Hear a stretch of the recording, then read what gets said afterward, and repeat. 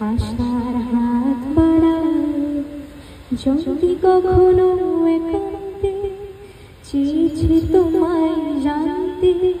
শুরু থেকে শেষ প্রান্তে ছুটে ছুটে গেছি তাই